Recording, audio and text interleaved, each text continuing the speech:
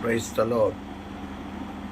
കർത്താവായ യേശുക്രിസ്തുവിൻ്റെ അതിപരിശുദ്ധമായ നാമം വാഴ്ത്തപ്പെടുമാറാകട്ടെ. വീണ്ടും ഒരു പ്രാവശ്യം കൂടി കർത്താവായ യേശുക്രിസ്തുവിൻ്റെ മാറ്റമില്ലാത്ത തിരുവചനവുമായി നിങ്ങളുടെ മധ്യത്തിലായിരിക്കാൻ സർവകൃപാലുവായ ദൈവ അടിയൻ്റെ ജീവിതത്തിൽ ഒരുക്കി തന്ന വിലയേറിയ മകൾ ഭാഗ്യത്തെ ഓർത്ത് നന്ദിയോട് ദൈവത്തെ സ്തുതിക്കുന്നു, സ്തോത്രം ചെയ്യുന്നു. അടിയനെ ഈ വീഡിയോയിൽ കൂടെ ശ്രവിക്കുന്ന എല്ലാ പ്രിയപ്പെട്ടവർക്കും ജാതി മത സംഘടന വ്യത്യാസമെന്നെ എല്ലാ പ്രിയപ്പെട്ടവർക്കും വീണ്ടും വരുന്ന യേശുക്രിസ്തുവിൻ്റെ നിസ്തുല്യ നാമത്തിൽ എൻ്റെ സ്നേഹവന്ദനത്തെ പ്രാരംഭമായി അറിയിക്കട്ടെ. കഴിഞ്ഞ വീഡിയോയിൽ ഇട്ടതിൻ്റെ രണ്ടാം ഭാഗമായിട്ട് ഒരമ്മ മക്കളെ ചൊല്ലി കരയുന്നു എന്നുള്ള ആ തിരുവെഴുത്തിനോടനുബന്ധിച്ച്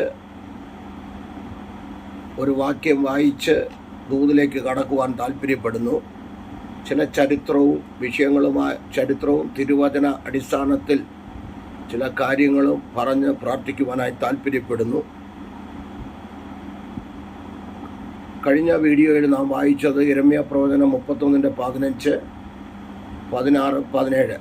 15 കരച്ചിൽ, റാഹേൽ മക്കളെ ചൊല്ലി കരയുന്നു എന്നുള്ള വിഷയവും അതിനുള്ള ദൈവത്തിൻ്റെ മറുപടി എന്ന് പറയുമ്പോൾ അതിനോട് ചേർന്ന് തന്നെ ഒരു വിശുദ്ധ മത്തായി എഴുതിയ സുവിശേഷം 2-ാം അധ്യായം അതിൻ്റെ 16, 17, 18 വാക്യം ഞാനൊന്ന് വായിക്കാം. വിദ്വാൻമാർ തന്നെ കളിയാക്കി എന്ന് ഹേരോദാവ് കണ്ട് വളരെ കോപിച്ചു. വിദ്വാൻമാരോട് ചോദിച്ചറിഞ്ഞ കാലത്തിന് ഒത്തവണ്ണം 2 വയസ്സും താഴെയുള്ള ആൺകുട്ടികളെ ഒക്കെയും ബത്ലഹേമിലും അതിൻ്റെ എല്ലാ അതിരുകളിലും ആളയച്ച് കൊല്ലിച്ചു. അടുത്ത പദം നോക്കിക്കൊണ്ട് യിരെമ്യാ 31:15. റാമയിൽ ഒരു ശബ്ദം കേട്ടു, കരച്ചിലും വലിയ നിലവിളിയും തന്നെ. റാഹേൽ മക്കളെ ചൊല്ലി കരഞ്ഞു, അവർ ഇല്ലായികയാൽ ആശ്വാസം കൈക്കൊള്ളുവാൻ മനസ്സില്ലാതിരുന്നു എന്ന് യിരെമ്യാ പ്രവാചകൻ മുഖാന്തരം അരുളി ചെയ്തത് അന്ന് നിവൃത്തിയായി. മത്തായി 2:11 മുതൽ 15 വരെയുള്ള ഭാഗങ്ങൾ വായിക്കുമ്പോൾ നമുക്ക് കൃത്യമായിട്ട് അവിടെ മനസ്സിലാക്കുവാൻ സാധിക്കുന്നു. അപ്പോൾ യിരെമ്യാ പ്രവാചകൻ പറഞ്ഞത് ഇവിടെ നിവൃത്തിയാകുന്നു. കഴിഞ്ഞ പ്രാവശ്യം നാം ചിന്തിച്ചു, ഇസ്രായേൽ ജനത്തെ രാമയിൽ വെച്ച് ബാബിലോന്യർ സ്വീകരിച്ച് കൊണ്ടുപോയതായിട്ട് കഴിഞ്ഞ പ്രാവശ്യം നാം ചിന്തിച്ചു. ഇപ്രാവശ്യത്തെ ചിന്താവിഷയമെന്ന് പറയുന്നത് എന്തുകൊണ്ട് ഈ 2 വയസ്സിന് താഴെയുള്ള ആൺകുട്ടികളെ മുഴുവനും ഹേരോദാവ് കൊന്നു എന്നുള്ള തിരുവെഴുത്ത് നാം പരിശോധിക്കുമ്പോൾ ഈ വിദ്വാൻമാർ ആരാണ്, എന്താണ് എന്നുള്ളത് മത്തായി എഴുതിയ സുവിശേഷം 2-ാം അധ്യായം തന്നെ 1 മുതൽ 14 വരെയുള്ള വാക്യങ്ങൾ നമ്മൾ വായിക്കുമ്പോൾ 15 വരെയുള്ള വാക്യങ്ങൾ വായിക്കുമ്പോൾ നമുക്കറിയാം. അന്ന് വായിച്ചോണം, ഇത് ഒറ്റയടിക്ക് തീർക്കാൻ വേണ്ടിയിട്ട് ഓടുകയാണ്. അതിനു മുമ്പ് കുറച്ച് ഈ വിദ്വാൻമാർ ആരാണ് എന്നുള്ള ഒരു ചിന്ത ചരിത്രപരമായി ഞാൻ വായിച്ച് തന്നെ കേൾപ്പിക്കാം. കിഴക്ക് നിന്നും മത്തായി 2:1 മുതൽ 11 ഭാഗങ്ങളിലേക്ക് വരുമ്പോൾ കിഴക്ക് നിന്നും വന്ന വിദ്വാൻമാർ പൊന്ന് കുന്തിരുക്കം കാഴ്ചവച്ചു.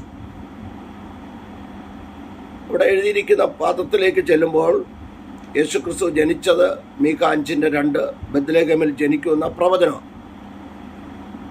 ബത്ലഹേമിൽ യേശുക്രിസ്തു ജനിച്ചപ്പോൾ കിഴക്ക് നിന്നും വിദ്വാൻമാർ വന്ന് അവനെ നമസ്കരിച്ചു. വിദ്വാൻമാർ എന്നതിൻ്റെ മൂലപദം മാഗോയ് എന്നാണ്. ഈ പദത്തിൽ നിന്നാണ് പിന്നീട് മന്ത്രവാദി എന്നർത്ഥമുള്ള മജീഷ്യൻ എന്ന പദമുണ്ടായത്. ഹെറോഡോട്ടസ് പറയുന്നത് ചരിത്രകാരനായ ഹെറോഡോട്ടസ് പറയുന്നത് ഇവർ മേദ്യൻ വംശജരാണെന്നാണ്. മേദ്യാദേശം പേർഷ്യയുടെ ഒരു ഭാഗവും മാഗികൾ പേർഷ്യൻ രാജാക്കന്മാരുടെ അധ്യാപകരുമായിരുന്നു. പേർഷ്യയിൽ അന്ന് മാഗിമാരിൽ ഒരാളുടെ സാന്നിധ്യമില്ലാതെ യാഗങ്ങൾ നടക്കുകയില്ല. മാഗികൾ മാതൃകാ ജീവിതം നയിച്ചവരും ജ്ഞാനികളുമായിരുന്നു. ഈ മന്ത്രവാദികളും ഇവരൊക്കെ അവർ പോലും ചരിത്രകാരന്മാർ പറയുന്ന അവർ മാതൃകാ ജീവിതം നയിച്ചവരായിരുന്നെന്നാണ്. അപ്പം നമുക്ക് എന്തുണ്ടാകണം? വിശുദ്ധന്മാരാണെന്ന് പറയുന്ന നമുക്ക് മാതൃകാ ജീവിതം ഉണ്ടാകണം. ഒരാളൊരു തെറ്റ് ചെയ്താൽ, തെറ്റിലേക്ക് പോയാൽ അവരെ നേർവഴിക്കാക്കുവാൻ മാതൃകാ ജീവിതം ആദ്യം ഉണ്ടാകണം. ഇല്ലെങ്കിൽ അവർ നമുക്കെതിരെ വിരൽ ചൂണ്ടും. അപ്പം മാതൃകാ ജീവിതം ഉള്ളവരായിരുന്നവർ, അതാണ് ഏറ്റവും വലിയ കാര്യം. അതുകൊണ്ടാണ് അവരെ വിദ്വാൻമാർ എന്ന് വിളിച്ചത്. അവർക്കുള്ള ക്വാളിഫിക്കേഷൻ തത്വജ്ഞാനം, വൈദ്യശാസ്ത്രം, പ്രകൃതിശാസ്ത്രം എന്നിവയിൽ ഇവർ നിപുണന്മാരായിരുന്നു മാഗികൾ. എന്ന് പറഞ്ഞാൽ, ഒന്നുകൂടെ പറയാം, ഈ മാഗികൾ യേശുക്രിസ്തുവിനെ കാണുവാനും നമസ്കരിക്കുവാനും വന്ന വ്യക്തികൾ. കിടക്കുന്നു എന്നാണ് വന്നത്. കിടക്കുന്നു എന്നുള്ളൊരു പദം വേറെ ഉണ്ട്. അത് ഒരിക്കൽ ഒരു പുസ്തകത്തിൽ ഇങ്ങനെ വായിച്ചു. 4-ാം അധ്യായം, ഉൽപ്പത്തി പുസ്തകം 4-ാം അധ്യായത്തിൽ കയ്യൻ ഹാബേലിനെ കൊന്ന ശേഷം ശാപഗ്രസ്തനായിട്ട് നേരെ കിഴക്ക് നോ ദേശത്തുനിന്ന് വാർത്തു. അവിടെ നിന്നാണ് ഇവരെ ദൈവം കൊണ്ടുവന്നതെന്ന് ഒരു പുസ്തകത്തിൽ വായിക്കുവാനിടയായി. അതെന്തോ ആകട്ടെ, ഞാൻ എൻ്റെ ചിന്താവിഷയത്തിലേക്ക് ഓടി വരാം. അപ്പോൾ ഇവർ ആരായിരുന്നു? ഒന്ന് തത്വജ്ഞാനം, വൈദ്യശാസ്ത്രം, പ്രകൃതിശാസ്ത്രം എന്നിവയിൽ ഇവർ നിപുണന്മാരായിരുന്നു ഈ മാഗികൾ. പുറജാതികളായ ഇവർ, വളരെ ശ്രദ്ധിച്ച് കേൾക്കണം, അഗ്നി, വായു, ഭൂമി, ജലം ഇവയെയാണ് ആരാധിച്ചിരുന്നത്. അപ്പോൾ ഇവരുടെ ആരാധനാമൂർത്തികൾ ആരാന്നറിയാലോ? അഗ്നി, വായു, ഭൂമി, ജലം ഇവയെയാണ് ഇവർ ആരാധിച്ചിരുന്നത്. ഇവയിൽ കൂടുതൽ പ്രാധാന്യം അഗ്നിക്ക് ഇവർ നൽകിയിരുന്നു. അവർക്ക് സ്വന്തം വീടിന് മുകളിൽ അഗ്നിക്ഷേത്രമുണ്ട്. അതിൽ രാപ്പകൽ അവർ വിശുദ്ധ അഗ്നിയായി തീ കത്തിച്ചു കൊണ്ടിരിക്കും. ഇവരുടെ ഇടയിൽ ഒരു ചിന്താവിഷയം ഉണ്ടായത്, മരിച്ചവരുടെ മൃതദേഹം എന്ത് ചെയ്യണമെന്ന കാര്യത്തിൽ ഇവർ ആകെ അനിശ്ചിതാവസ്ഥയിലായിരുന്നു. ശവത്തെ ദഹിപ്പിച്ചാൽ അതുമൂലം അവരുടെ പുണ്യാഗ്നി അശുദ്ധമാകും. വെള്ളത്തിലൊഴുക്കിയാൽ പുണ്യജലം അശുദ്ധമാകും. കുഴിച്ചിടാമെന്ന് വെച്ചാൽ വിശുദ്ധ ഭൂമി അശുദ്ധമാകും. പുറത്തു വെച്ച് അഴുകുവാൻ അനുവദിച്ചാൽ പുണ്യവായു അശുദ്ധമാകും. അതുകൊണ്ട് അവസാനം അവർ കണ്ടുപിടിച്ച പരിഹാരം സമന്തീനി പക്ഷികൾക്ക് ആഹാരമായി മൃതദേഹങ്ങളെ വെച്ചു കൊടുക്കുക എന്നതാണ്. ഇതിനായിട്ടവർ ഉയർന്ന സ്ഥലത്ത് നിശബ്ദ ഗോപുരങ്ങൾ പണിതുണ്ടാക്കി. ഉയർന്ന സ്ഥലത്ത് ഗോപുരങ്ങൾ പണിതുണ്ടാക്കി എന്ന് പറഞ്ഞാൽ നിശബ്ദമായ സ്ഥലത്ത് ഗോപുരങ്ങൾ പണിതുണ്ടാക്കി. പക്ഷികൾക്ക് ആഹാരമായി തീരുവാൻ മൃതദേഹങ്ങൾ അവർ ഗോപുരത്തിൻ്റെ മുകളിൽ സൈഡിൽ കയറ്റി വെച്ച് കൊടുത്തിരുന്നു. അവരുടെ കയ്യിൽ സാധാരണ കൊടുത്തിരുന്നു. അങ്ങനെ ശവന്തീനി പക്ഷികൾ വന്ന് ഈ ശവത്തെ കൊത്തിപ്പറിച്ച് കൊണ്ടുപോകും, തിന്നും. അവരുടെ കയ്യിൽ സാധാരണയായി ഈ മാഗികൾ എന്ന് പറയുന്ന മന്ത്രവാദികൾ ആയി മജീഷ്യനായി മാറിയ ഈ മാഗികൾ, ഇവർ നിസ്സാരക്കാരനല്ല. നേരത്തെ പറഞ്ഞ 4 ഗുണം അവർക്കുണ്ട്. പ്രകൃതിശാസ്ത്രം, തത്വജ്ഞാനം, വൈദ്യശാസ്ത്രം, ഇതെല്ലാം അവർക്കുണ്ട്. അപ്പോൾ അവരെക്കുറിച്ച് മനസ്സിലാക്കി. യേശുക്രിസ്തുവിനെ ആരാണ് കുമ്പിടാൻ വന്നത്, നമസ്കരിക്കാൻ വന്നത് എന്ന് മനസ്സിലാക്കുകയാണ്. അപ്പോൾ അവരുടെ കയ്യിൽ സാധാരണയായി ഒരു വിശുദ്ധ വടി ഉണ്ടായിരിക്കും. ഇത്തരം വിശുദ്ധ വടി ഉപയോഗിച്ചാണ് ഭാവി പ്രവചനം നടത്തിയിരുന്നത്. ഇത്തരം വടിയെക്കുറിച്ച് ഹോശിയ പ്രവചനത്തിൽ 4-ാം അധ്യായം 12-ാം വാക്യത്തിലേക്ക് വരുമ്പോൾ അവരുടെ വടി അവരോട് ലക്ഷണം പറയുന്നു. ആ ഭാഗം ഒന്ന് വായിച്ചു നോക്കിയാൽ അറിയാം. ഞാൻ താഴത്തെ ഒരു ഭാഗം മാത്രമേ എടുക്കുന്നുള്ളൂ. അവരുടെ വടി വളരെ ശ്രദ്ധിക്കുക, അവരോട് ലക്ഷണം പറയുന്നു. അതുപോലെ യെഹെസ്കേൽ പ്രവാചകനും വിളിച്ചു പറയുന്നുണ്ട്, കണ്ടില്ലേ അവർ ചുള്ളി എന്ന് പറഞ്ഞാൽ ഇത്ര മാന്ത്രിക വടി മൂക്കിന് തൊടുവിക്കുന്നത് എന്ന് പറയുന്നുണ്ട്. യെഹെസ്കേൽ 8:17. ഈ വിദ്വാൻമാർ പുരാതന ബാബിലോണിനടുത്തുള്ള പാർത്തിയ ദേശത്തു നിന്ന് വന്നവരാണെന്ന് മറ്റൊരു പാരമ്പര്യം പറയുന്നത്. അക്കാലത്ത് അവിടെ എല്ലാവരും ജ്യോത്സ്യത്തിൽ വിശ്വസിച്ചിരുന്നു. ഏത് നക്ഷത്ര രാശിയിലാണോ ഒരുവൻ ജനിക്കുന്നത് ആ നക്ഷത്രമാണ് അവൻ്റെ ഭാവി നിർണയിക്കുന്നതെന്നായിരുന്നു അവരുടെ വിശ്വാസം. ആകാശത്ത് ഒരു പുതിയ നക്ഷത്രം ഉദിച്ചാൽ നിലവിലുള്ള ഭ്രമണക്രമത്തെ അതിജീവിച്ച് ഒരു പുതിയ കാര്യം ദൈവം അരുളി ചെയ്യുകയാണെന്നായിരുന്നു അവരുടെ പഠിപ്പിക്കൽ. ഏത് നക്ഷത്രമാണ് വിദ്വാൻമാർ കണ്ടതെന്ന് തീർച്ചയില്ല. BC 6 ശനിയും ചൊവ്വയും ശുക്രനും തമ്മിൽ ഒരു സംയോജനം വളരെ പ്രഭാപൂരിതമായി തന്നെ നടന്നിട്ടുണ്ട്. BC 5-നും 2-നും മധ്യേ ഈജിപ്ഷ്യൻ മാസങ്ങളുടെ ആരംഭമായ മെസോറി മാസത്തിലെ ഒരു സൂര്യോദയ സമയത്ത് ചോതി നക്ഷത്രം തീവ്ര പ്രഭയോടെ ഉദിച്ചുയർന്നിരുന്നു. മെസോറി എന്നതിൻ്റെ അർത്ഥം ഒരു രാജകുമാരൻ്റെ ജനനം എന്നാണ്. ഒരു പുതിയ നക്ഷത്രം അന്നുദിച്ചാൽ അതിനെ ഒരു രാജാവിൻ്റെ ജനന ലക്ഷണമായി പരിഗണിക്കും. ഏതായാലും ഒരു പുതിയ നക്ഷത്രം ഉദിക്കുകയും അത് ഒരു രാജാവിൻ്റെ ഭൂമിയിലേക്കുള്ള എഴുന്നള്ളത്തിൻ്റെ വിളംബരമാണെന്നും വിദ്വാൻമാർ മനസ്സിലാക്കുകയും ചെയ്തു. വിദ്വാൻമാർ 3 പേരല്ല, ഒരു വലിയ സംഘം തന്നെ ഉണ്ടായിരുന്നു എന്ന് മത്തായിയിൽ പറയുന്നുണ്ട്. മത്തായി 2:3 അവിടെ വായിക്കുന്നത് ഇങ്ങനെയാണ്: ചില പണ്ഡിതന്മാർ അഭിപ്രായപ്പെടുന്നത് യെരുശലേം ഒക്കെയും ഭ്രമിച്ചു എന്ന് മത്തായി 2:3 പറയുന്നു. അങ്ങനെ രേഖപ്പെടുത്തിയിരിക്കുന്നതിൽ നിന്നും വെറും 3 പേർ ഒരു പട്ടണത്തിൽ വന്നാൽ ഉണ്ടാകുന്നതല്ല ഈ ഭ്രമം. ഭാഗം വായിക്കുക എന്നാണ് അവരുടെ അഭിപ്രായം. ഈ വിദ്വാൻമാർ വിവിധ രാജ്യങ്ങളിൽ നിന്നും വന്നവരാണെന്നും അഭിപ്രായമുണ്ട്. അത് ശരിയാണെങ്കിൽ ലോകത്തിൻ്റെ വിവിധ ഭാഗങ്ങളിൽ നിന്നും വളരെ ശ്രദ്ധയോടെ കേൾക്കണം, വിവിധ ഭാഗങ്ങളിൽ നിന്നും ജ്ഞാനികൾ വന്നവരാണെന്നും അഭിപ്രായമുണ്ട്. അത് ശരിയാണെങ്കിൽ ലോകത്തിൻ്റെ വിവിധ ഭാഗങ്ങളിൽ നിന്നും ജ്ഞാനികൾ വന്ന് കർത്താവിനെ നമസ്കരിച്ചിട്ടുണ്ട്. കർത്താവിനെ നമസ്കരിച്ചിട്ടുണ്ട്.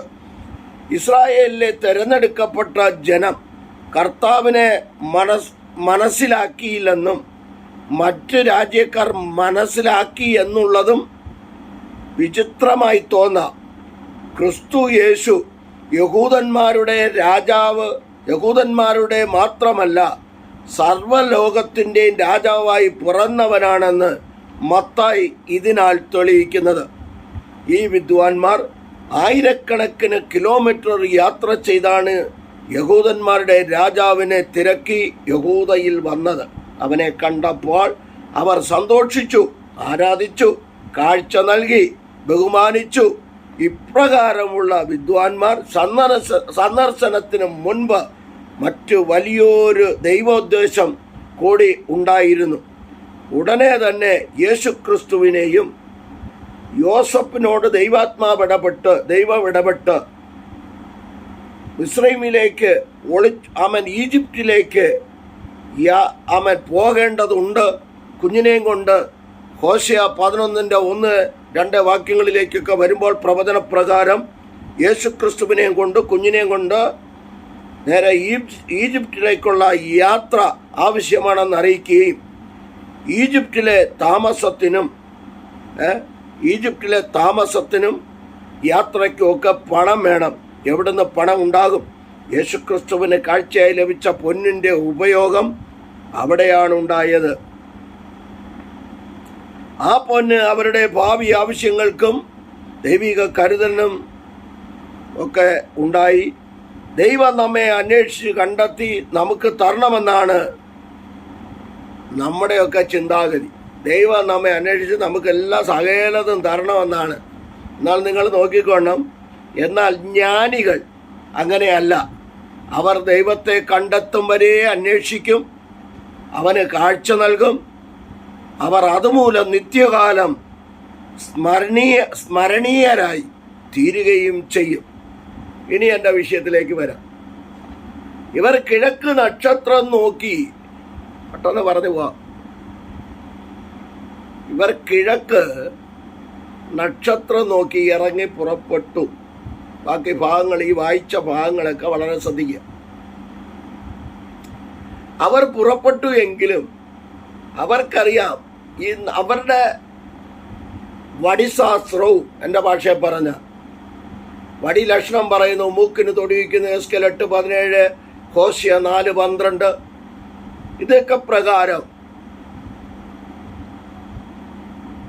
പണ്ടൊരാൾ പറഞ്ഞതുപോലെ ഇങ്ങനെ പ്രാർത്ഥിച്ചുകൊണ്ടിരിക്കുമ്പോഴാ ദൂത് കറക്റ്റായിട്ട് വന്നു. അപ്പോൾ പുള്ളി പറയുക, പാസ് പറഞ്ഞതുപോലെ തന്നെ മന്ത്രവാദിയും പറഞ്ഞ്. അപ്പോൾ ഈ പ്രാർത്ഥിക്കുന്നവർ തന്നെ മന്ത്രവാദിയുടെ അടുത്ത് പോകുന്നവരും ഉണ്ട്. അതൊക്കെ ശാപമായിട്ട് കിടക്കും കേട്ടോ. അതുകൊണ്ട് വളരെ ശ്രദ്ധിച്ചോണം. ഞാൻ എൻ്റെ ചിന്താവിഷയത്തിലേക്ക് വരാം. നമുക്ക് കഷ്ടം വന്നാലും പോരാട്ടം വന്നാലും വെല്ലുവിളികൾ വന്നാലും നമ്മൾ ഒരു കാര്യം ചെയ്യുക, ക്രിസ്തുവിൻ്റെ സന്നിധിയിലങ്ങ് വീണ് കിടക്കുക, യേശുവിൻ്റെ തൃപ്പാദപിടത്തിങ്കൽ വീണ് കിടക്കുക. അതല്ലാതെ വേറെ വഴിയില്ല. നമുക്കൊരു വഴിയേ ഉള്ളൂ. I am the way, the truth, in the life. ആ ഒരൊറ്റ വഴിയല്ല, യേശു ക്രിസ്തു ആകുന്ന വഴിയല്ലാതെ നമുക്ക് വേറൊരു വഴിയില്ല.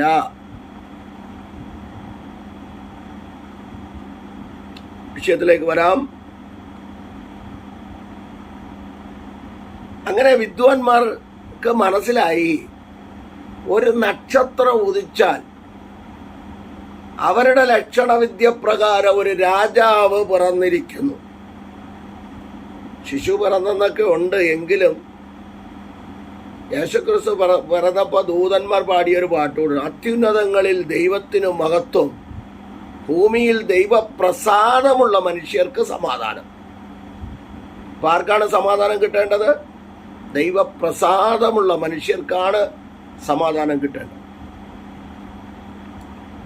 അല്ലാത്തതിന് ഒന്നിനും സമാധാനമില്ല, സന്തോഷമില്ല, ഒന്നുമില്ല. അങ്ങനെ അവർ മത്തായി 2:1, 2, 3 വാക്യങ്ങളിലേക്ക് വരുമ്പോൾ അവർ കിഴക്കുനിന്ന് വന്നു. ഇത് കയ്യിൻ പോയ സ്ഥലത്തു നിന്ന് തന്നെ ദൈവത്തെ ആരാധിക്കാൻ വന്നു എന്ന് ഒരു പുസ്തകത്തിൽ വായിച്ചതുകൊണ്ട്. ഇതൊന്നും എനിക്കറിയത്തില്ല. ഞാനിത് വല്ല പുസ്തകത്തിലൊക്കെ കിട്ടുന്നത് എഴുതി വെച്ച് പറയുന്നതാണ്. അല്ലാതെ ഇതൊന്നും ആരും പ്രസംഗിച്ച് കേൾക്കാത്തത് കൊണ്ട് അങ്ങ് എഴുതി വായിക്കുന്നു. എല്ലാം കൂടെ കാണാൻ പഠിക്കാൻ എൻ്റെ മെമ്മറിയിലൊന്നും നിൽക്കത്തില്ല. അതുകൊണ്ട് പേപ്പറിലൊക്കെ എഴുതി വെച്ച് അങ്ങ് വായിക്കുക. അതിനാണ് പേപ്പറുകളുണ്ട്, എല്ലാ പേപ്പറുകളും ഇതെല്ലാം നിറച്ച് എഴുതി വെച്ച് വായിക്കുക. ആർക്കെങ്കിലും എന്തെങ്കിലും പ്രയോജനപ്പെടുമെങ്കിലോ. അപ്പം ഈ വിദ്വാൻമാർ വന്നെന്ന് മാത്രം പറഞ്ഞാൽ പോരല്ലോ. വിദ്വാൻമാരാരാണെന്ന് കൂടെ അറിയണ്ടേ? അവരുടെ ഭക്തി കണ്ടോ? അവരുടെ വിശുദ്ധി കണ്ടോ? ഒരു ശവം പോലും അവർ എന്ത് ചെയ്യില്ല, ഭൂമിയിൽ കുഴിച്ചിടുന്നില്ല.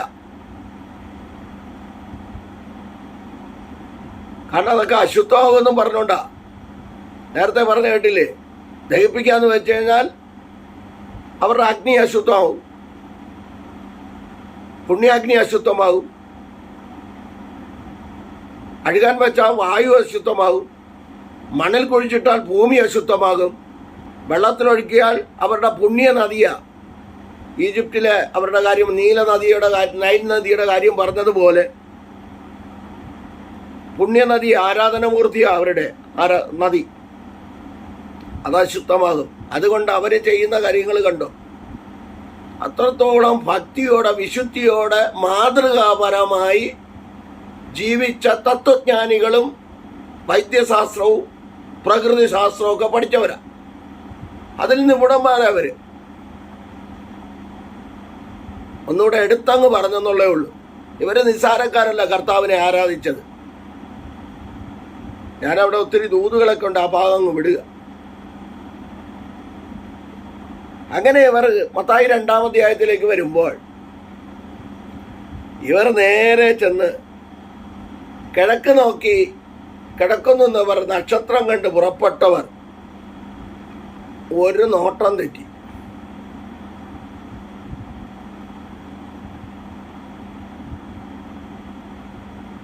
പണ്ടൊരാൾ പറഞ്ഞതുപോലെ ആദാം ഒന്ന് കണ്ണു തുറന്ന് ഞെട്ടി.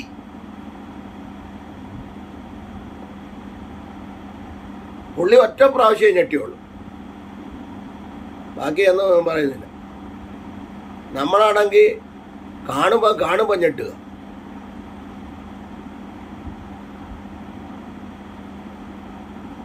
അപ്പോൾ ഇവർ ഒറ്റ നോട്ടം തെറ്റിയതേ ഉള്ളൂ.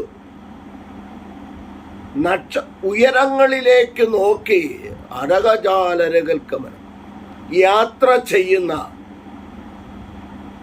ഉയരത്തിലെ ചിന്തയോടുകൂടെ മാത്രം യാത്ര ചെയ്യുന്നവരുടെ നോട്ടം തെറ്റാൻ പാടില്ല. ശിംശോൻ നോക്കി നോക്കി നോക്കി നോക്കി 4 പ്രാവശ്യം നോക്കി എന്ന് ബൈബിളിലുണ്ട്.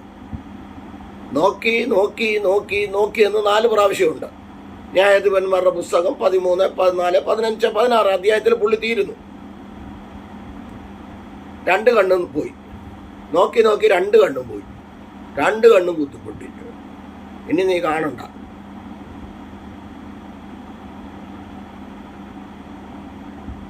വേറൊരുത്തൻ യുദ്ധത്തിന് പോകേണ്ടവൻ വീടിന്റെ മുകളിൽ കയറിയതുകൊണ്ട് സന്ധ്യയ്ക്ക് സീരിയൽ കണ്ടു. സീരിയൽ നോക്കി.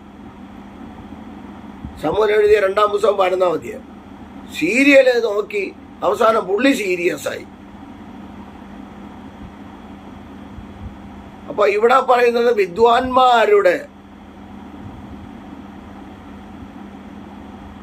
ഒറ്റ നോട്ടം തെറ്റി.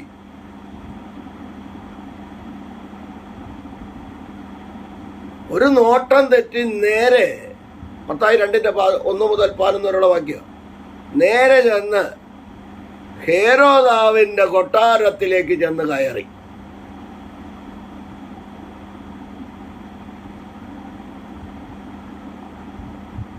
ഞങ്ങൾ കിഴക്ക് നക്ഷത്രം കണ്ടു, രാജാവായി പിറന്നവൻ എവിടെ? രാജാവ് കണ്ടോ?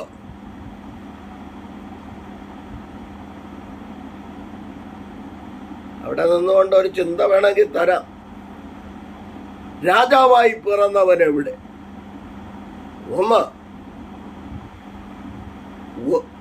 4 സുവിശേഷങ്ങൾ എന്ന് പ്രസംഗിക്കുന്നവർ വളരെ ശ്രദ്ധിച്ചോണം. 4 സുവിശേഷങ്ങളില്ല. തിമത്യോസിന് എഴുതിയ 2-ാം ലേഖനം 2:8 ഈടെ ഒരാൾ പ്രസംഗിക്കുന്നുണ്ട്, വീണ്ടും പറയുന്നു. ദാവീദിന്റെ സന്തതിയായി ജനിച്ച് മരിച്ച് അടക്കപ്പെട്ട് ഉയർത്തെഴുന്നേറ്റിരിക്കുന്ന യേശു ക്രിസ്തുവിനെ ഞങ്ങൾ പ്രസംഗിക്കുന്നു. ഇതാകുന്നു സുവിശേഷം. യേശു ക്രിസ്തു ആണ് സുവിശേഷം. യേശു ക്രിസ്തുവിനെ ഉയർത്തുന്നതാണ് സുവിശേഷം. ഞങ്ങളോ ക്രൂശിക്കപ്പെട്ട ക്രിസ്തുവിനെ പ്രസംഗിക്കുന്നു, അതാണ് സുവിശേഷം. ഞങ്ങളോ ഉയർത്തെഴുന്നേറ്റ ക്രിസ്തുവിനെ പ്രസംഗിക്കുന്നു, അതാണ് സുവിശേഷം. ഈ 4 പേരെ എഴുതി. മത്തായി രാജാവായിട്ട് എഴുതി, മർക്കോസ് ദാസനായിട്ട് എഴുതി, ലൂക്കോസ് മനുഷ്യനായിട്ട് എഴുതി, യോഹന്നാൻ ദൈവമായിട്ട് എഴുതി. അതാണ് യോഹന്നാന്റെ സുവിശേഷം 1:1. ആദിയിൽ വചനം ഉണ്ടായിരുന്നു, വചനം ദൈവത്തോടുകൂടെ, വചനം ദൈവമായിരുന്നു. ഈ 4 പേർക്ക് ഈ വെളിപ്പാട് എവിടെ നിന്ന് കിട്ടിയെന്ന് ചോദിച്ചാൽ, ഈ വെളിപ്പാട് കിട്ടിയത് സെക്കറിയ പ്രവചനം 1-ാം അധ്യായം 10-ാം വാക്യത്തിൽ കിടപ്പുണ്ട്. യെഹെസ്കേൽ വെളിപ്പാട് കാണുകയാണ്. ആ കണ്ട വെളിപ്പാടിനെ അവർ ഇങ്ങോട്ടും എടുത്തു. അതുകൊണ്ടാണ് സമാഗമന കൂടാരം പണിതപ്പോൾ കിഴക്ക് കൊടിയടയാളം സിംഹം യഹൂദ, പടിഞ്ഞാറ് എഫ്രൈം കാള കൊടിയടയാളം, തെക്ക് രൂബേൻ മനുഷ്യൻ കൊടിയടയാളം മനുഷ്യൻ, വടക്ക് ദാൻ ഗോത്രം കൊടിയടയാളം കഴുകൻ. ഈ 4 മുഖവും എവിടെ ഉണ്ട്? യെഹെസ്കേൽ 14:1-10 അതേപോലെ ഇവർ 4 പേരും എടുത്തു. അതേപോലെ ഇവർ 4 പേരും എടുത്ത് രാജാവായി പിറന്നവൻ എവിടെ? രാജാവായിട്ട് പിറന്നവൻ രാജാവാണ്. എൻ്റെ ഭാഷ പറ, രാജാവല്ല, രാജാതി രാജാവാണ്, കർത്താതി കർത്താവാണ്. തിമോഥെയോസിന് എഴുതിയ 1-ാം ലേഖനം 6, 14, 15, 16, 17. Lord of Lord, king of king, God of God. അതാ യേശു ക്രിസ്തു. പലർക്കും യേശു ക്രിസ്തു ദൈവം അല്ലെന്നാ പറയുന്നത്, പുത്രനാണ്. അത് ആത്മാവുള്ളവർക്ക് മനസ്സിലാവും. ആത്മാവില്ലാത്ത ഒറ്റ ഒരെണ്ണത്തിനും മനസ്സിലായില്ല. തൃത്വം എന്താണെന്ന് മനസ്സിലാവണമെങ്കിൽ ആത്മാവ് വേണം. ബാക്കി കാര്യങ്ങൾ ഞാൻ വിടുക.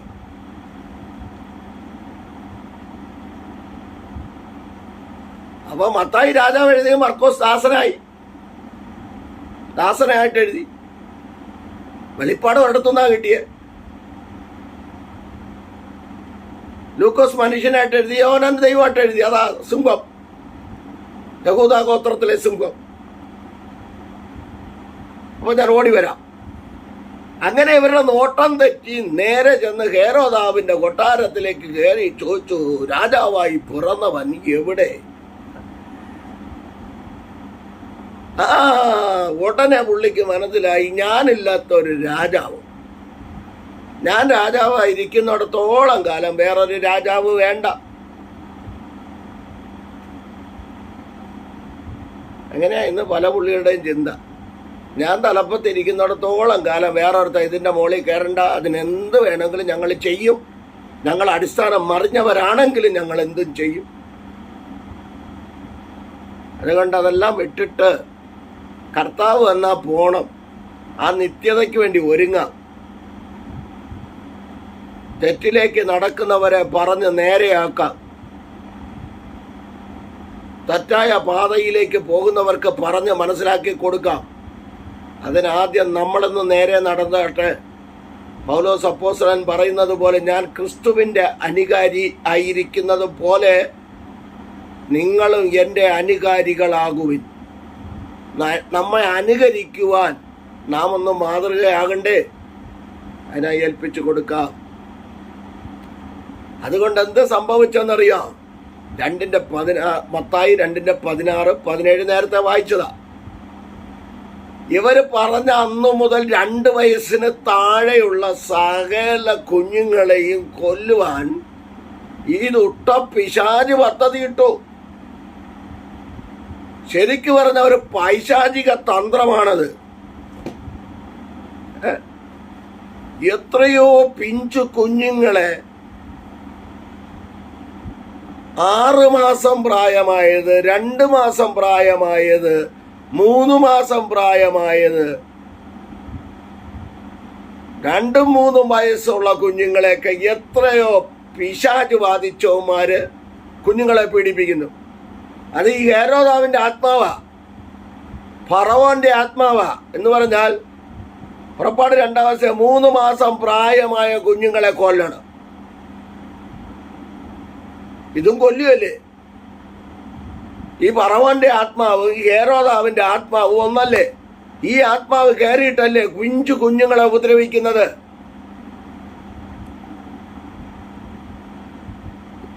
എട്ടും പൊട്ടും തിരിയാത്ത പിഞ്ചു കുഞ്ഞുങ്ങളെ ഉപദ്രവിക്കുന്നത് ഈ ഫറവോന്റെ ആത്മാവും ഈ ഹേരോദാവിന്റെ ആത്മാവും. ഇതിന് ഈ ആത്മാവ് യവന്മാരുടെ മേൽ കയറി കഴിയുമ്പോൾ യവന്മാർ പിന്നെ പിശാചുക്കളായി, ഹെരോദാവായി, ഫറവോനായി.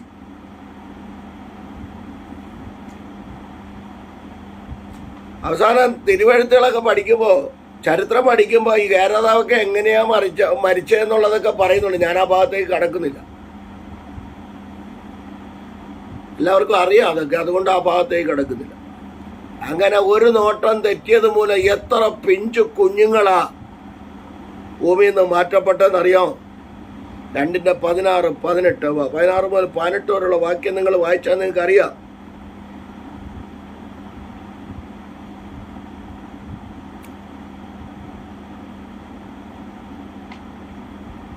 ഇയാൾക്ക് കോപം വരാനുള്ള കാരണമുണ്ട് ഹെരോദാവിന്. നിങ്ങൾ പോയി നോക്കി കണ്ട് എല്ലാം അറിഞ്ഞിട്ട് തിരിച്ച് ഇവിടെ വന്ന് എന്നോട് പറഞ്ഞാൽ എനിക്കും പോയി അവനെ നമസ്കരിക്കാമല്ലോ എന്ന് പറഞ്ഞപ്പോൾ ഈ വിദ്വാൻമാരോട്, ഈ മാഗികളോട് ദൈവം ഇടപെട്ടിട്ട് പറഞ്ഞു, നീ അങ്ങോട്ട് പോരുത്, നിങ്ങൾ അവിടോട്ട് പോകരുത്. വേറെ നേരെ ആ വാക്ക് കേട്ട്, ദൈവത്തിൻ്റെ ആലോചന കേട്ട് അവർ തിരികെ പോയി. അപ്പോൾ ഇവനെ കളിയാക്കി, ഹെരോദാവിനെ കളിയാക്കി എന്ന് കണ്ടിട്ട്, രാജാവല്ലേ കളിയാക്കി എന്ന് കണ്ടിട്ട് അയാൾ ദേഷ്യം തീർത്തത് മുഴുവനും 2 വയസ്സിന് താഴെയുള്ള കുഞ്ഞുങ്ങളോടാ. ഈ പിഞ്ചു കുഞ്ഞുങ്ങളെ മുഴുവനും കൊന്നൊടുക്കുമ്പോൾ, ബത്ലഹേമിലും അതിൻ്റെ അതിലൊക്കെയുള്ള ഈ സകല കുഞ്ഞുങ്ങളെ കൊന്നൊടുക്കുമ്പോൾ അവിടെ ഒരു ദൂത് കൂടെ പറഞ്ഞ് ഞാൻ പ്രാർത്ഥിക്കുവാനായി താല്പര്യപ്പെടുകയാണ്. യോഹന്നാന്റെ സുവിശേഷം 1-ാം അധ്യായം 45 മുതൽ 50 വരെ വായിക്കുമ്പോൾ ഫിലിപ്പോസ് നഥനയേലിനെ കണ്ടു. നഥനയേലിനെ കണ്ടിട്ട് ഫിലിപ്പോസ് പറഞ്ഞു, പുസ്തകത്തിലും ന്യായപ്രമാണത്തിലും പ്രവാചക പുസ്തകങ്ങളിൽ എഴുതിയിരിക്കുന്ന മശിഹയെ ഞങ്ങൾ കണ്ടു. നീയും വന്ന് കാണുക എന്ന് പറഞ്ഞാൽ ഇസ്രായേലിൽ വല്ല നന്മയും വരുമോ എന്ന് ചോദിച്ചുകൊണ്ട് നേരെ യേശു ക്രിസ്തുവിൻ്റെ അരികിലേക്ക് ചെല്ലുമ്പോൾ യേശു ക്രിസ്തു ഒരു കാര്യം പറഞ്ഞതാ എൻ്റെ ചിന്താവിഷയം. ഇവൻ സാക്ഷാൽ ഇസ്രായേലിനെ അവന് കപടമില്ല എന്ന് പറഞ്ഞതല്ല വിഷയം, അതൊരു വിഷയമാണ്. കർത്താവ് ഹൃദയം നിങ്ങളെ നോക്കിക്കൊണ്ടാണല്ലോ പറയുന്നത്. ഇന്ന് പല നഥനയിലുമാരും കപടം കാണിച്ചുകൊണ്ട് നടക്കുക. ഇവനിൽ കപടമില്ലെന്നാണ് പറഞ്ഞത്. പുറത്ത് നഥനയിലും അകത്ത് കപടവും. അപ്പോ വിഷയത്തിലേക്ക് വരാം.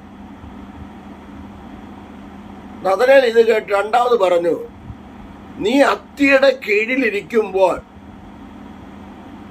തന്നെ ഞാൻ കണ്ടു. ഈ അത്തിയുടെ കീഴിലെന്ന് പറഞ്ഞാൽ ഇയാള് വയസ്സാം കാലത്ത് നിന്ന് ഇയാള് ചെറുപ്പക്കാരനെ ഇരുന്നപ്പോൾ കണ്ടെന്നുള്ളതല്ല അതിൻ്റെ ആത്മീയ അർത്ഥം എന്ന് പറഞ്ഞാൽ. ഇവിടെ ഈ 2 വയസ്സിന് താഴെയുള്ള കുഞ്ഞുങ്ങളെ മുഴുവനും കൊന്നു മുടിക്കുമ്പോൾ,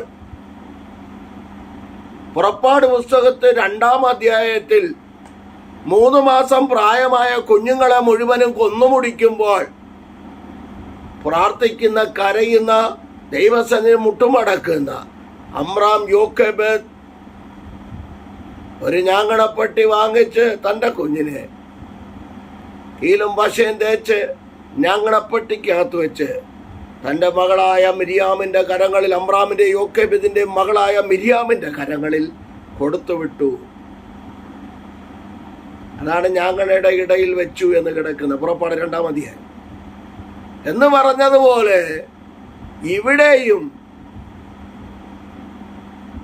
2 വയസ്സിന് മത്തായി 2:15, 16, 17 2 വയസ്സിന് താഴെയുള്ള കുഞ്ഞുങ്ങളെ മുഴുവനും കൊന്നുമുടിക്കുമ്പോൾ ഈ മാതാപിതാക്കൾ എന്ത് ചെയ്തു? ഈ കുഞ്ഞിനെ 2 വയസ്സോ അതിന് താഴെയോ പ്രായമുള്ള ഈ കുഞ്ഞിനെ എടുത്തുകൊണ്ടെന്ന് അത്തിയുടെ ഇല പടർന്നു കിടക്കുന്ന അത്തിയുടെ ചുവട്ടിൽ കൊണ്ട് ഒളിച്ചു വെച്ചു. അവിടെ ഇരുന്ന് കരഞ്ഞതാ. എലീശ അന്ധത പിടിപ്പിച്ചതുപോലെ എൻ്റെ കർത്താവ് എമാര് തെരഞ്ഞു കിടന്നപ്പോ ഈ കരഞ്ഞ പിഞ്ചു കുഞ്ഞിനെ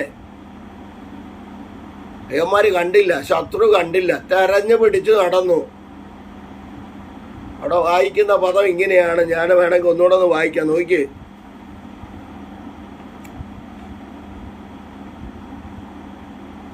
വിദ്വാൻമാർ തന്നെ കളിയാക്കിയെന്ന് ഹേരോദാവ് കണ്ട് വളരെ കോപിച്ചു.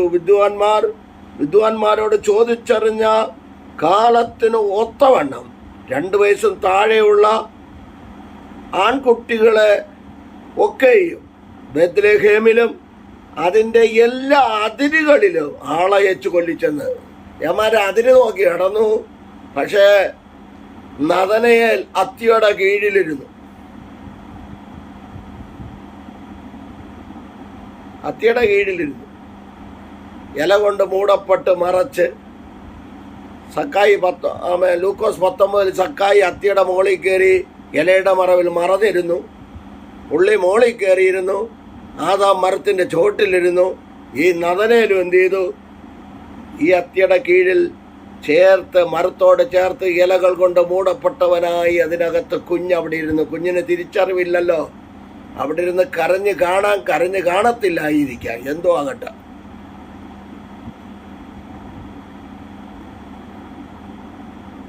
കർത്താവ് അവിടെ വെച്ച് അവനെ കണ്ടു. അവിടെ നിന്ന് നിഷ്കളങ്കമായ അവൻ്റെ കരച്ചിൽ ദൈവം കേട്ടു. എൻ്റെ ഒരു ആത്മീയ ചിന്തയാണ്, ബൈബിളിൽ നിന്നൊന്നുമില്ല. കുഞ്ഞുങ്ങളുടെ കരച്ചിൽ നിഷ്കളങ്കതയാണ്. അതാ ഉൽപ്പത്തി 21 ബാലന്റെ നിലവിളി കേട്ടെന്ന് പറഞ്ഞു.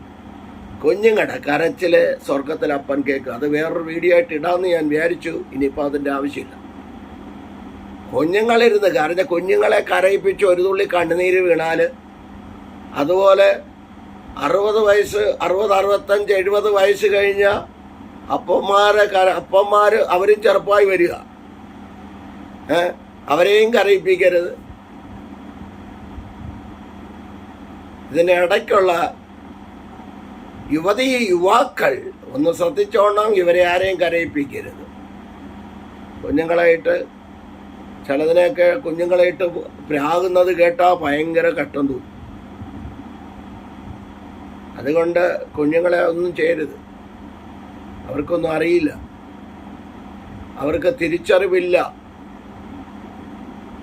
യേശുക്രിസ്തു പോലും പറഞ്ഞു, പൈതങ്ങളെ എൻ്റെ അടുക്കൽ വരുവാൻ വിടുവിൻ, അവരെ തടയരുത്.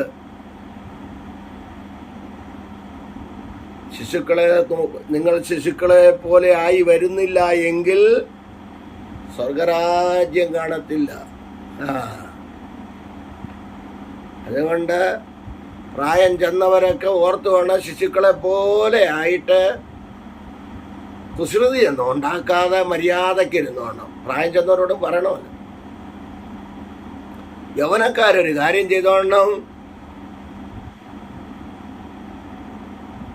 ഇവരെ ആരെയും കരയിപ്പിക്കരുത്. ഇത്രയും കാര്യങ്ങൾ പറയാം. നദനയില് നീ അത്തിയുടെ കീഴിലിരുന്ന് കരഞ്ഞപ്പോൾ അന്ന് അഗ്നിജ്വാലയ്ക്കൊത്ത കണ്ണുള്ളവനായ ഞാൻ കണ്ടു. ഇത് പറഞ്ഞപ്പോൾ നീ സാക്ഷാൽ ദൈവപുത്രനെന്ന് പറഞ്ഞ് കർത്താവിനെ നമസ്കരിച്ചു, കർത്താവിനെ ആരാധിച്ചു. യേശു കർത്താവിൻ്റെ പിന്നാലെ പോയി, ചരിത്രം പറയുന്നു. അതുകൊണ്ടാ പറഞ്ഞത് 1:50 പറയുന്നു, ഒരു ദൂത് പറഞ്ഞ് ഞാനിവിടെ നിർത്താൻ പോവുകയാണ്. ഈ ഭാഗങ്ങൾ ഫ്രീ ആയിട്ടിരിക്കുമ്പോഴേ വായിക്കാവൂ. ആ ചരിത്രം അത്രയും വായിക്കണം. ഈ മാഗികളെക്കുറിച്ച് എനിക്ക് വളരെ ഇഷ്ടപ്പെട്ടു. അവരാ നല്ലവര്. നമ്മൾ മറ്റുള്ളവരെല്ലാം കുറ്റം പറയും, പക്ഷെ ഇവർ വന്ന് കുമ്പിട്ടത് ജ്ഞാനികൾ, തത്വജ്ഞാനികൾ, വൈദ്യശാസ്ത്രം പഠിച്ചവർ, പ്രകൃതി ശാസ്ത്രം അറിയാവുന്നവർ, ഇവരാണ്. യാഗം നടത്തുന്നതും അവരാ. അതുകൊണ്ട് വളരെ ശ്രദ്ധയോടെ കേട്ട് നമ്മുടെ കുറിവാക്യത്തിലേക്ക് വരുമ്പോൾ 2-ാം അധ്യായം, മത്തായി എഴുതിയ സുവിശേഷം 2-ാം അധ്യായത്തിലേക്ക് വരുമ്പോൾ നമുക്കവിടെ കാണാം. അതാണ് നമ്മൾ വായിച്ച യെരമ്യാ 31:15. എല്ലാ കുഞ്ഞുങ്ങളെ കൊല്ലുമ്പോൾ 2:16 എല്ലാത്തിനെയും ആളയച്ചുവല്ലോ. രാമയിൽ ഒരു ശബ്ദം കേട്ടു, കരച്ചിലും വലിയ നിലവിളിയും തന്നെ. റാഗേൽ മക്കളെ ചൊല്ലി കരഞ്ഞു. അവർ ഇല്ലായികയാൽ ആശ്വാസം കൈക്കൊള്ളുവാൻ മനസ്സില്ലാതിരുന്നു എന്ന് യിരെമ്യാ പ്രവാചകൻ മുഖാന്തരം അരുളി ചെയ്തത് അന്ന് നിവർത്തിയായി. എന്ന് നിവർത്തിയായി? അന്ന് നിവർത്തിയായി. അതാ രണ്ടായിട്ടെടുത്തത്, 2 പോയിന്റായിട്ട് എടുത്തതിൻ്റെ കാരണം അതാണ്. ഇസ്രായേലിനെ കുറിച്ചുള്ള ആ മനോവേദനയും ഇവിടുത്തെ പ്രവചനവും നിവൃത്തിയും കണ്ടുകൊണ്ട് ആ റാഗേൽ കരഞ്ഞു. അതുകൊണ്ട് നമുക്കൊരു കാര്യം ചെയ്യാം. നമ്മളെ ഏൽപ്പിച്ച ദൗത്യം വിശ്വസ്തയോടെ, വിശുദ്ധിയോടെ, വേർപാടോടെ നിന്ന് തെറ്റിപ്പോകുന്നവരെ നേർവഴിക്കാക്കി നമ്മൾ മുഖാന്തരം ഒരു കുഞ്ഞുങ്ങൾക്കും ഒരു ബുദ്ധിമുട്ടും വരാതെ നമ്മെ തന്നെ കാത്ത്, നമ്മെ തന്നെ സൂക്ഷിച്ച് വ്യക്തിപരമായി യേശുക്രിസ്തുവിന്റെ അർത്ഥ സഹോദരനായ യൂദ പറയുന്നത് പോലെ 24-ാം വാക്യം, യൂദായുടെ ലേഖനം 24-ാം വാക്യം പറയുന്നത് പോലെ വീഴാതെ വണ്ണം തന്നെത്താൻ സൂക്ഷിക്കുക. അതിനായി ദൈവകരങ്ങളിൽ ഏൽപ്പിക്കാം. ഒരു നോട്ടം തെറ്റി എത്ര പിഞ്ചു കുഞ്ഞുങ്ങൾ നഷ്ടമായി.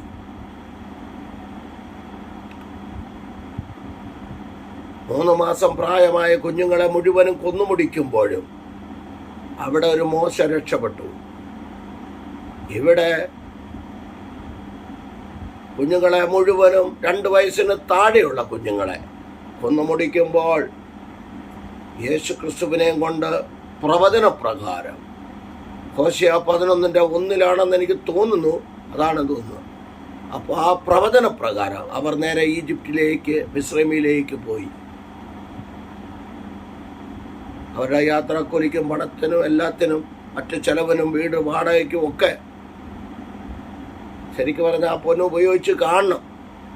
ഞാനതിലേക്ക് കടക്കുന്നത്, അത് പല വിധത്തിലുള്ള വ്യാഖ്യാനമുണ്ട്. അല്ലാതെ ആ മറിയുടെ യോസഫിൻ്റെ കയ്യിൽ ഒരാടിനെ വാങ്ങിച്ച് യാഗം കഴിക്കാൻ പോലും പുള്ളിയുടെ കയ്യിലില്ല, അവരുടെ കയ്യിലില്ല. അവർ 2 കുറുമ്പ്രാവിനെയാണ് കൊണ്ടു കൊടുത്തത്. അപ്പം അതുകൊണ്ട് ഞാൻ പറഞ്ഞ എന്തു തന്നെ ആയിക്കോട്ടെ, നമുക്കിതൊന്നുമല്ല ആവശ്യം. നാം മുഖാന്തരം ഇതിൻ്റെ അകത്ത് പാഠം എന്താ? ഒരു നോട്ടം തെറ്റിയപ്പോൾ എത്രയോ ആയിരക്കണക്കിന് കുഞ്ഞുങ്ങളെ, പിഞ്ചു കുഞ്ഞുങ്ങളെ, 2 വയസ്സിന് താഴെയുള്ള കുഞ്ഞുങ്ങളെ കൊന്നു കാണും. ആ കുഞ്ഞുങ്ങളുടെ നിലവിളിയെ ഭയങ്കരം.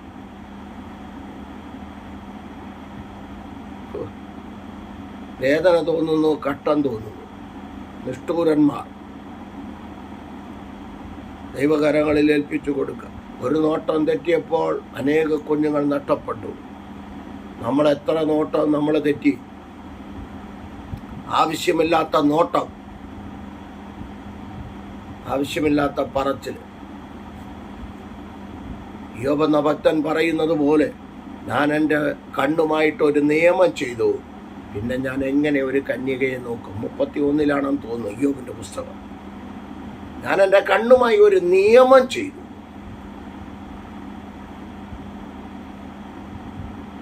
മനസ്സിലായില്ലേ? അതുകൊണ്ട് ശരീരത്തിൻ്റെ വിളക്ക് കണ്ണാകുന്നു. ആ കണ്ണ് ഒരു നിയമം ചെയ്തുകൊണ്ട്, ഇതൊരു പാഠമാണ്, ഒരു താക്കീതാണ്. ഈ വിദ്വാൻമാർ ഒരു നോട്ടം തെറ്റിയപ്പോൾ എത്ര എണ്ണം നഷ്ടപ്പെട്ടു. അതുകൊണ്ടാണ് ഞാൻ വിദ്വാൻമാരെ കുറിച്ച് അത്രയും പറഞ്ഞത്. അവരിതെല്ലാം ചെയ്യുന്നവരാ, നല്ല അറിവുള്ളവരാ, വൈദ്യന്മാരാ, ഡോക്ടർമാരാ, വൈദ്യശാസ്ത്രം കംപ്ലീറ്റ് അറിയാവുന്നവരാ അന്നത്തെ കാലഘട്ടങ്ങളിൽ.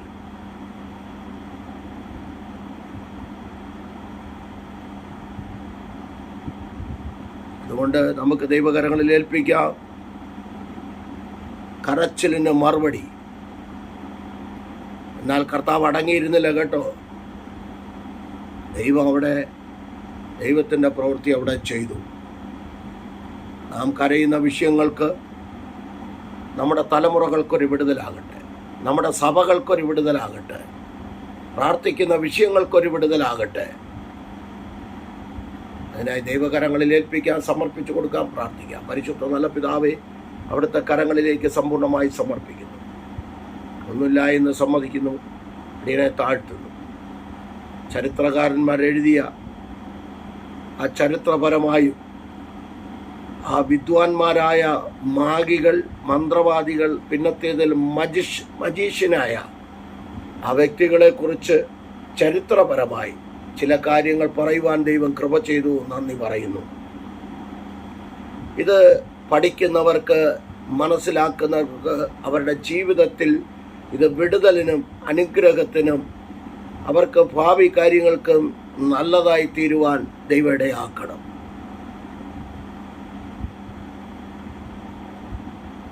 വചനം കേൾക്കുന്ന എല്ലാവർക്കും അത് മനസ്സിലാക്കി കൊടുക്കണമെന്ന് പ്രാർത്ഥിക്കുന്നു. യേശു ക്രിസ്തുവിലേക്ക് വന്നത് ആമേൻ നല്ല പഠനവും പരിജ്ഞാനവും ഉള്ളവരാണെന്ന് കേൾക്കുവാനിടയായി. അവരാണ് നമസ്കരിച്ചതെന്ന് കേൾക്കുവാനിടയായി. ആ കർത്താവിൻ്റെ കരങ്ങളിൽ എല്ലാ പ്രിയപ്പെട്ടവരെ ഏൽപ്പിക്കുന്നു. ജാതി മത സംഘടന വ്യത്യാസമെന്നെ എല്ലാ പ്രിയപ്പെട്ടവരെ ഏൽപ്പിക്കുന്നു. ദൈവദാസന്മാർ, ലോകത്തിൽ 5 വൻകരയിൽ ശുശ്രൂഷിക്കുന്ന കർത്തവൃത്യന്മാർ, ദൈവദാസന്മാർ, ദാസിമാർ, കുഞ്ഞുങ്ങൾ, എല്ലാ പ്രിയപ്പെട്ടവരെ അപ്പൻ്റെ കരങ്ങളിൽ ഏൽപ്പിക്കുന്നു. ഇന്ത്യ മഹാരാജ്യത്തെ ഏൽപ്പിക്കുന്നു. ഭരണാധികാരികളെ ഏൽപ്പിക്കുന്നു. എല്ലാവരെയും അവിടെ നിന്ന് മാനിക്കണം. ഡോക്ടർമാർ, നഴ്സുമാർ, എല്ലാ പ്രിയപ്പെട്ടവരെ ഏൽപ്പിക്കുന്നു. എല്ലാവരും പരിജ്ഞാനത്തോടെ രോഗികളെ ചികിത്സിക്കുവാനുള്ള കൃപ കൊടുക്കണം. രാജ്യം കാക്കുന്നവർക്കായി പ്രാർത്ഥിക്കുന്നു. കർത്താവേ, വക്കീലന്മാർ, ജഡ്ജിമാർ നീതി ന്യായം നടത്തേണ്ടതിനായി പ്രാർത്ഥിക്കുന്നു. രോഗികളായിരിക്കുന്നവർക്ക് വേണ്ടി പ്രാർത്ഥിക്കുന്നു. സാമ്പത്തികമായി ബുദ്ധിമുട്ടുകൾക്ക് അനുഭവിക്കുന്നവർക്ക് വേണ്ടി പ്രാർത്ഥിക്കുന്നു. കടഭാരത്താൽ ഞെരുങ്ങുന്നവരുണ്ട്. കുഞ്ഞുങ്ങളെ കെട്ടിക്കുവാൻ നിവൃത്തിയില്ലാത്തവരുണ്ട്. കർത്താവെ, 2 കിഡ്നി നഷ്ടപ്പെട്ട് കിടക്കുന്നവരുണ്ട്. കർത്താവെ, ഒന്നിനും കഴിയാതെ ഭാരപ്പെട്ട് നിലവിളിച്ച് കരയുമ്പോൾ സർവശക്തനായ ദൈവം വൈദ്യനായി മരുന്നായി അവിടുന്ന് കൂടെ ഇരുന്ന് അവരുടെ മക്കൾക്ക് വിടുതലും സൗഖ്യവും അവിടുന്ന് കൊടുക്കണമെന്ന് പ്രാർത്ഥിക്കുന്നു. എല്ലാ പ്രിയപ്പെട്ടവരെ ഒരിക്കൽ കൂടി കരങ്ങളിൽ ഏൽപ്പിക്കുന്നു. രാജ്യങ്ങൾക്കായി ലോകരാഷ്ട്രങ്ങൾക്കായി പ്രാർത്ഥിക്കുന്നു. സമാധാന സന്തോഷം ഉണ്ടാകട്ടെ. ഇന്ത്യ മഹാരാജ്യത്തിന് വേണ്ടി പിന്നെയും പ്രാർത്ഥിക്കുന്നു. യുദ്ധക്കെടുതികൾ, ക്ഷാമങ്ങൾ, ഭൂകമ്പങ്ങൾ ഒന്നും ഉണ്ടാകാതെ വണ്ണം ദൈവം കാക്കണം, പരിപാലിക്കണം എന്ന് പ്രാർത്ഥിക്കുന്നു. അടിയൻ പാർക്കുന്ന ഈ ദേശത്തെ ഓർത്ത് പ്രാർത്ഥിക്കുന്നു. രാജാക്കന്മാരെ ഓർത്ത് പ്രാർത്ഥിക്കുന്നു. ഭരണാധികാരികളെ ഓർത്ത് പ്രാർത്ഥിക്കുന്നു. ഈ ദേശത്തിന് നന്മയും അനുഗ്രഹവും ഉണ്ടാകുവാൻ ദൈവം ഇടയാക്കണമെന്ന് പ്രാർത്ഥിക്കുന്നു. ദൈവം വൻകാര്യങ്ങളെ ചെയ്യും. അടിയനെ വിട്ടിട്ട് അടിയൻ വിട്ടിട്ട് പവനം പ്രിയപ്പെട്ട കുഞ്ഞുങ്ങൾ 3 പേർ എല്ലാ ദൈവകരങ്ങളിൽ ഏൽപ്പിച്ചു പ്രാർത്ഥിക്കുന്നു. ഗ്രാമങ്ങളിൽ വർക്ക് ചെയ്യുന്ന ദൈവദാസന്മാരെ, ദൈവഭൃത്യന്മാരെ എല്ലാവരെയും ഏൽപ്പിച്ചു പ്രാർത്ഥിക്കുന്നു. ദൈവം വൻകാര്യങ്ങളെ ചെയ്യും, അത്ഭുതങ്ങളെ പ്രവർത്തിക്കും. കൃപ കൂടിയിരിക്കണം. തിരുനാമ മഹത്വത്തിനാക്കി തീർക്കണമേ. ഒരു റാഹേൽ മക്കളെ ചൊല്ലി കരഞ്ഞു എന്നുള്ള ചിന്താവിഷയത്തെ എടുത്തുകൊണ്ട് 2 പാർട്ടായിട്ട് ഇടുവാൻ ദൈവം കൃപ ചെയ്തു. കർത്താവെ, ചരിത്രപരമായും ദൈവവചന അടിസ്ഥാനത്തിലും പറയുവാൻ കൃപ ചെയ്തു. നന്ദി പറയുന്നു. മഹത്വം പുകഴ്ചങ്ങെടുക്കും. അടിയനെ താഴ്ത്തുന്നു. ഒന്നുമില്ല എന്ന് ഒരിക്കൽ കൂടി സമ്മതിക്കുന്നു. അനേകരെ നേർവഴിക്കാക്കുവാനുള്ള കൃപ അടിയനും നൽകിത്തരണമെന്ന് പ്രാർത്ഥിക്കുന്നു. പ്രാർത്ഥന കേട്ടുള്ള നന്ദി. മുഴുമകത്തോടെ നടക്കണം. യേശു ക്രിസ്തുവിൻ നാമത്തിൻ്റെ പിതാവേ, ആമേൻ, ആമേൻ. God bless you. God bless you all abundantly.